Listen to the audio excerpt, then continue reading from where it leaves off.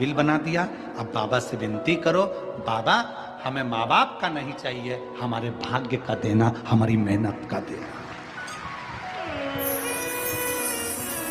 माता पिता से ज्यादा की आस न लगाई जाए, माता पिता का आदर करा जाए। दूसरे नंबर पर अपने ससुराल से ज्यादा आस मत लगा। दूसरे नंबर पर अपने ससुराल से आस मत लगाओ। उस बाप ने, उस मां ने अपनी बेटी को पढ़ा लिखा कर, अपनी बेटी को काबिल बनाकर, अपनी बेटी को पढ़ा लिखा कर काबिल बनाकर तुम्हारे लायक कर दिया, और अपनी जिंदगी की दौलत जिसने अपनी बेटी को पढ़ा लिखा कर काबिल बनाया, उसने तुम्हारे साथ विवाह कर दिया। और उस ससुराल वालों से तुम गाड़ी की आस कर रहे हो, अंगूठी की आस कर रहे हो, फ्लैट की आस कर रहे हो, सोने की चेन की आस कर रहे हो, विदाई में घड़ी और सोफा सेट की आस कर रहे हो। पहले नंबर पर अपने माँ बाप से आस मत लगाओ, दूसरे नंबर पर अपने ससुराल से आस मत लगाओ, और तीसरे नंबर पर कहा कि दरवाजे पर, अपनी दुकान पर कोई ग्राहक आए, अपने ऑफिस में कोई कस्टमर आए, उससे बहुत सारे धन की आस मत लगाओ। थोड़ा बड़ा कर दो, मना नहीं, पर एकदम ज्यादा बड़ा कर नहीं। जब हम किसी ग्राहक को 10 रुपए की चीज 20 में देना चालू कर देते हैं तो वो एक बार तो ले लेगा, 2 बार ले लेगा, पर दूसरी बार नहीं आएगा। पर हम उसी ग्राहक को अगर थोड़ा सा बड़ा कर देंगे ना, थोड़ा बहुत बड़ा कर देंगे, तो वो जिंदगी भर जुड़ा रहेगा, तुम्हारे पास आता रहेगा।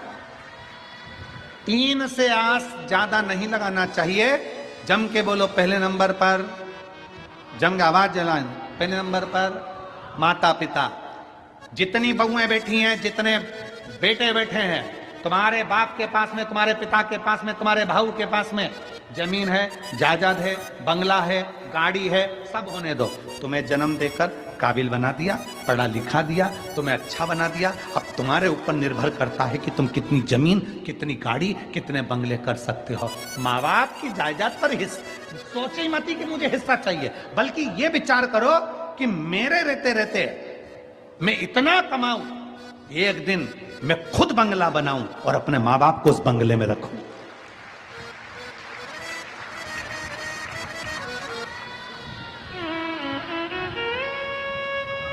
पर हम उल्टे हैं। प्रत्येक बहू की आस रहती है, मेरी सास तो वो छोटी देवरानी को सब दिए जा रही, सब दिए जा रही, मेरी सास तो वो जेठानी को सब दिए जा रही, मेरी सास तो वो जेठानी को सब दिए जा रही, मुझे कुछ नहीं दे रही। क्यों आस लगा कर बैठी है? बाबा ने तेरे को अच्छा पति दिया है ना, उस सास ने अच्छा बेटा दिया है ना तुझको, खूब आशीर्वाद दिया है ना तुझको, बहुत।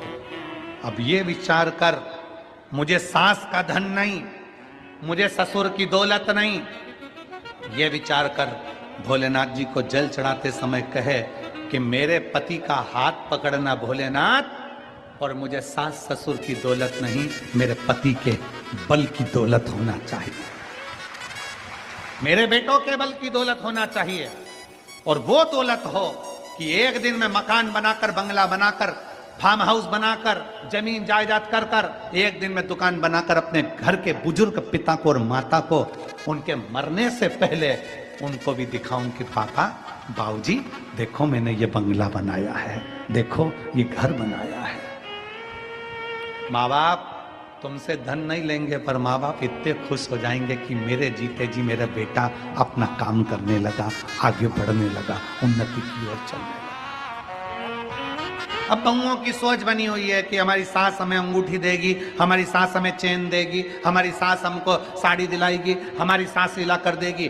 बहुओं को चाहिए सास साड़ी दिलाए, ये आस मत रखो। बहुओं को चाहिए कि हे माँ जगजननी जगदम्बा दुर्गा भवानी, ऐसी कृपा करना, मेरा ऐसा अखंड सौभाग्य रखना कि मैं अपनी सास को भी साड़ी अखंड सौभाग्य के साथ दिलाती रहूं।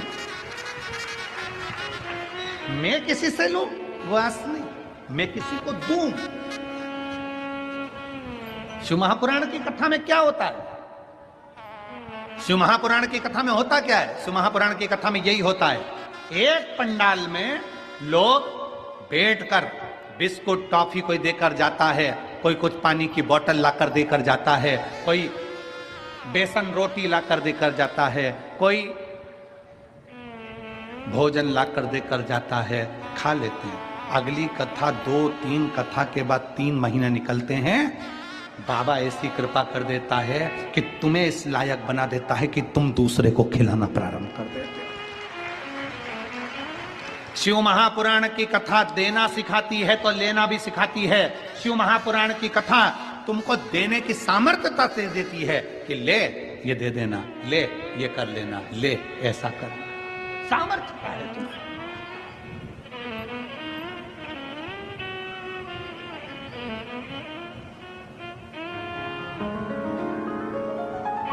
तुम्हारी सामर्थ्यता है।